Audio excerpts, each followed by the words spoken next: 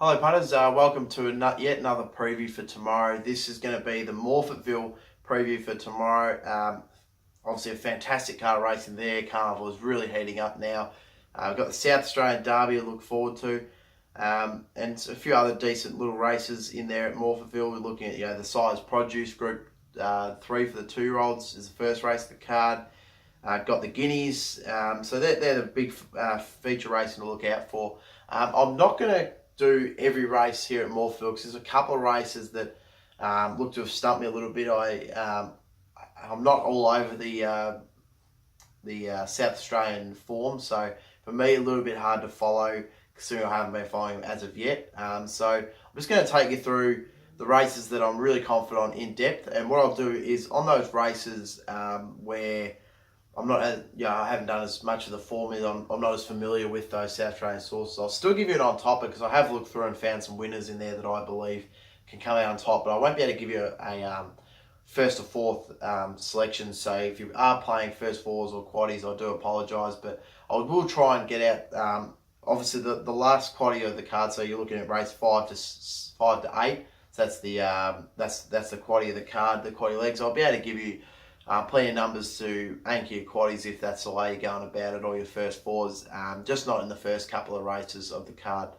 So just to get into it, pretty much all the tracks tomorrow, we're looking at a lot of rain across Australia. So soft 7 tomorrow at the moment for Morphettville. So dare I say that'll go up to heavy tomorrow. So again, done the wet track form for tomorrow. A little bit difficult for this first race, the card 400 metre 2-year-old race at Group 3 level. Not many of these have seen a wet track, so it's a little bit hard to get a reading of the form for this this sort of race. But for me on top, I had number 7, You Had Me at Hello, Tony McAvoy. I thought its win at Caller was absolutely sensational in its maiden. Before that was outpaced with a little contra, but since then, I know it's only made at Gawler, but geez, any time 7.3 length win on pace is just so impressive. It doesn't look to be a ton of speed in this race. I could get away with that sort of sectionals again with Beren Forster on in the saddle. I think it could run a good race on speed. In for second, I did have number 6, She Shall Fly, with Dwayne Dunn in the saddle. I think it'll just be off the pace a bit. Ran nicely behind Courier Up last start. Obviously, Memphis Rock goes round at Caulfield, so we'll get a good guide out of that if She Shall Fly runs well. Enhances the chance for Memphis Rock at Caulfield. So I got it in for second. I think it could run a good race. In for third, I've got number 3, Hinch and Pin. I think it'll run a nice race as well. Sort of coming out of 2 maidens, so the form's not fantastic leading into a group race, but to be honest, there's not a huge amount of depth here. A lot of these are coming out of maidens, so I think it can run a nice race as well from what I've seen from the maidens. In for fourth, I did like number 1, Bakali, who's the Bus and Young visitor over from Victoria. I thought its win at Ballarat was quite good on pace. So a few of these are going to be on pace, but I think pretty confident with the ones I got on top. So number 7, You Had Me at Hello, in for first. In for second, number 6, She Shall Fly. In for third, number 3, Hinch and Pin. And in for fourth, number 1, Bakali. So I think Tony McAvoy will have a real strong hand in that first 2-year-old race of the card. Second race on the card, I do like number 4, Debt Collector. As barrier 1 with Dwayne Dunn on board, I think it's 2 runs in this preparation, been really good. Third up, I think it's ready to go, run a nice race. The soft track stats aren't too bad, so I think it could run a good race. In for second, I've got number 3, Vinland. I thought it was a good win last start at Morphettville on the Parks track. The soft track stats aren't great. It's had 2 starts on soft and no placings, but it has had a win on the heavy, so it can handle the heavy going, and it looks to have come back well this prep, and I think it can run a good race. In for second. In for third, I do like number 5, Tantat Trusting for Tony McAvoy. This does have wet track stats, and it does have second up stats. And Lord, its first up run at Oakbank was quite impressive in a benchmark 82 there, so I think it can run a good race. And just has the wide barrier to deal with, but if it can deal with that, I think it'll run a good race. In for fourth, I do like... sorry, hang on. I do like number 1, Arkham Knight, with Paul Gatt in the saddle. Doesn't mind the wet track. Was quite good behind Hussey Bay in the listed City of Adelaide handicap last time out at Morphettville. So obviously drops back in class here. Has the top weight, but I think it can run a good race. So just recap the numbers for race number 2.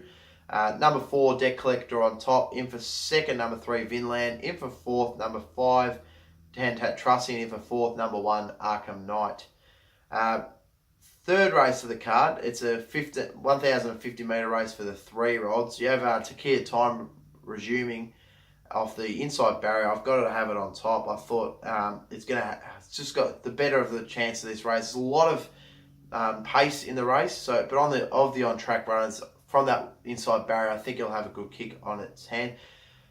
I then go with some of the runners to come off from the back, and I do like number 5, Assertive Play. I think it's got a huge chance. It finished behind Causeway Girl back in March at Flemington. It was 2.2 lengths off. It has had a freshen up since then, comes into this, and I think it's got a real big chance to run from the back. Has had 2 runs on soft going for 2 wins, so massive tick there. 2 runs at this track for 2 wins, and at the track and distance 2 runs for 2 wins. So has so much going for it. I just think Takia Time might have that bit more class and might just be able to hold that inside barrier. Hopefully if it doesn't come under too much pressure, it will hold it out. But number 5, Assertive Play, will certainly run a good race. In for third, I think number 11, Burning the Clock, is massively over the odds. Got its maiden out of the way last time out. It was so well back to $1.50 there. Only just got up. And you look at that and you go, it only just won its maiden by 0.1 of a length, but really did come home nicely. And it was only just beat Thunderbolt 2. I think actually isn't too bad a 3-year-old for Brent Stanley. So I think it's got a decent chance to be in the finish. I just can't really see why it's at the odds it's at. It's only missed the placings once for 6 starts in its career. Yes, all right, albeit they were all maidens except for that benchmark 58 it took on at Benalla. But I think it's come back well this preparation with all the favours with all the pace in the race to come on from the back. So I think the $18 represents huge odds. Fourth, I did have number 2, More Than Exceed for Philip Stokes. Thought its run last time out was well backed, beaten by Morrissey, just did not run on. There was a lot of pace in the race, and they finished off in the back that race. But before that, it beat High Ratio pretty nicely at Sandown. So it might not be able to find the front. It probably might either be tucked in behind the speed or might be caught 3 wide, no cover. So that's why, with all the speed in the race, I just took it on. I couldn't put it in any higher than 4th, but I do respect the horse, and I think it'll run a nice race. So recap the numbers. I do like number 1, Takia Time on top, resuming. I think it's got the class of the race, and the inside barrier helps. In for second, I like number 5, Assertive Play. Big danger to the on-topper. In for third, number 11, Burning the Clock. Massively over the odds. And in for fourth, number 2, More Than Exceed. Race number 4 on the cards, benchmark 90. This is one of the races where I couldn't go too in-depth with the form, but I do like number 7, Split Lip for Will Clarkin. It's third up now. I think it'll be ready to go. Doesn't have the wet track stats, which are a little bit concerning. It's had 5 starts on the track for 1 placing, but I really do think the third up it'll be ready to go. Last time out, last prep third up, it finished second by 0.2 length off Moonlover. It was really unlucky that day at Geelong. I think it can run a good race here. I also think, look, of the ones that will go close to it, I think number 1, Go The Journey, will run a nice race, has wet track form.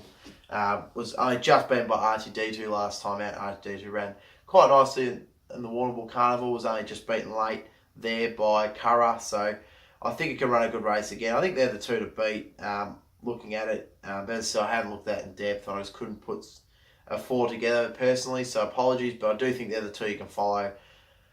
Race number 5 on the card is a 800 metre race, benchmark 80. Now I do have one here. It's called number 2, Ocean Waltzer. This is a former Weir galloper. It's now Tony McAvoy. Second up here, was really disappointing first up. It was well backed first up and comes in here second up. I think it'll run a lot better.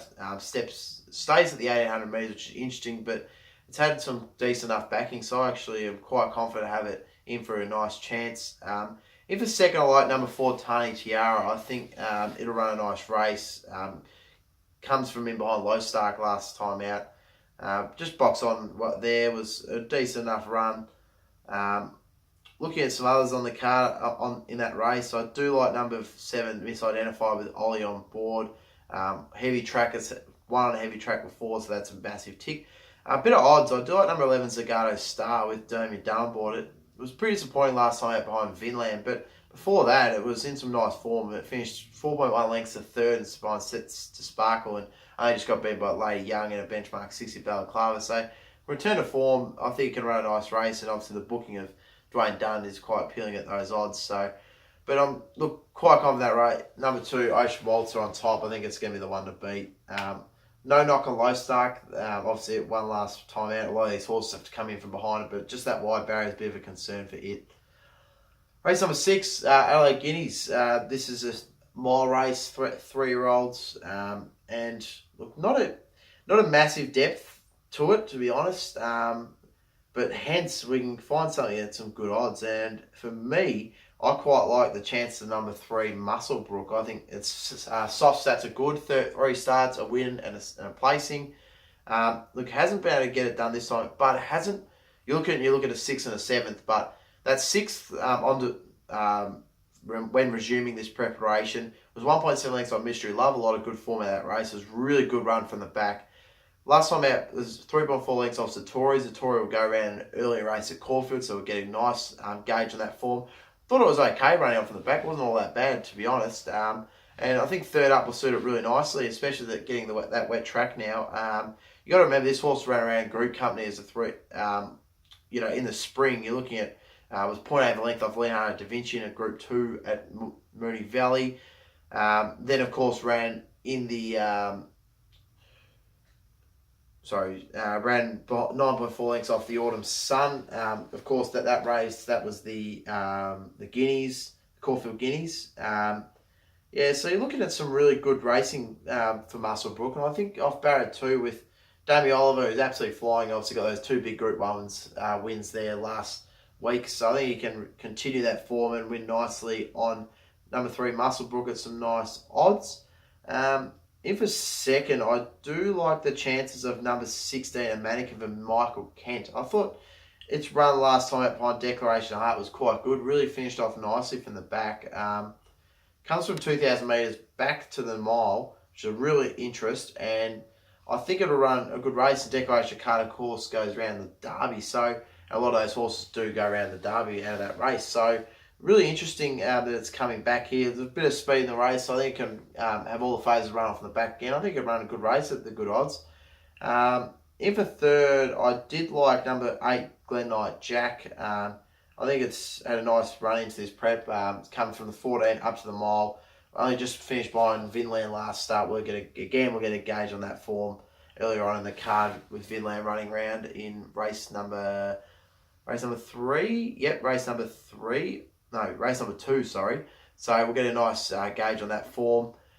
In for fourth, I do like number 4, Tongside Boss. I think it'll run a good race for John Hiam. Last time out, finished by Classic Way Away. I think it'll turn the tables coming onto the soft track, which it runs well on.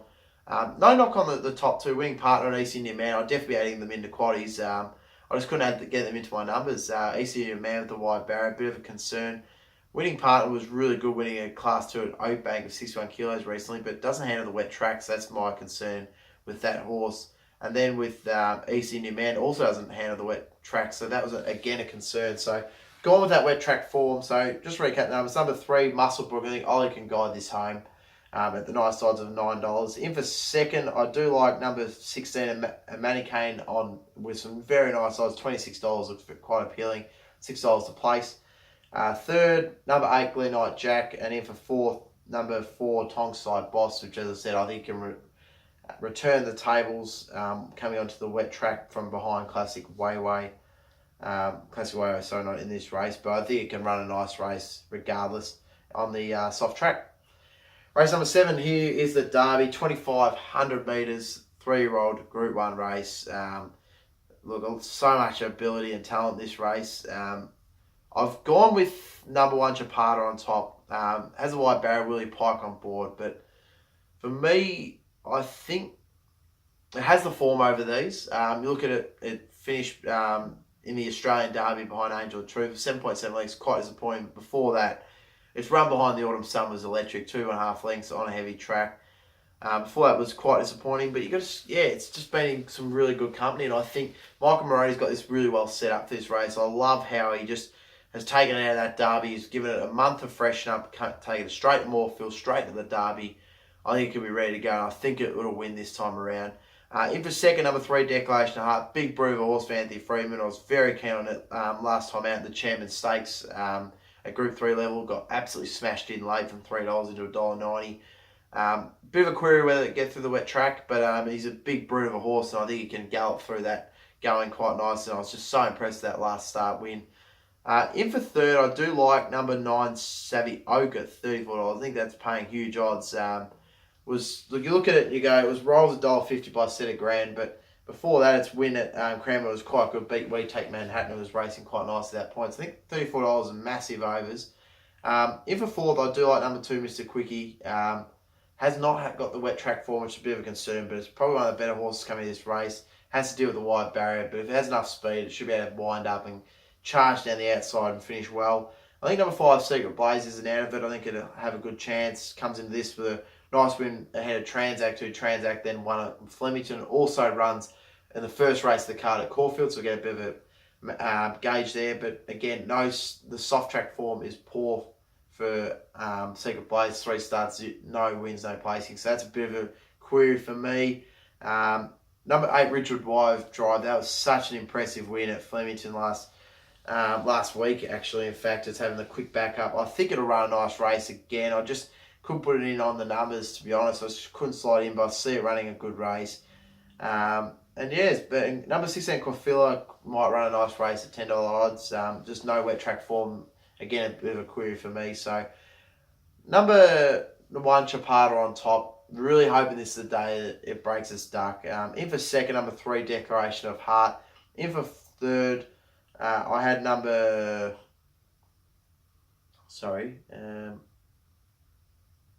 That's right, number 9, Savvy Oak in for third. And in for fourth, number 2, Mr. Quickie. Final race of the card at Morphettville, race number 8, benchmark 86. And I do like number 3, Proof. So it's going to be hard to beat. Parsifal. Wet track stats aren't too bad, but that win last start was really impressive, I thought. I think it can run well here to make it the hat-trick.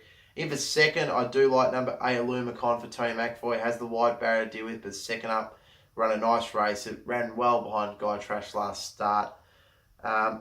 In for third, I do like from the back Chauveau, number 9. I think it's got a good chance for Craig Stewart. I thought it was, wet track stats aren't great, but I thought that run at Oakbank behind Street Life and benchmark 75 wasn't too bad, and has a nice step up in grade here. I think it'll run a good race. Look at the wrong horse. Chauveau for Will Clarkin, has barrier 1. Was disappointing last start at Oakbank.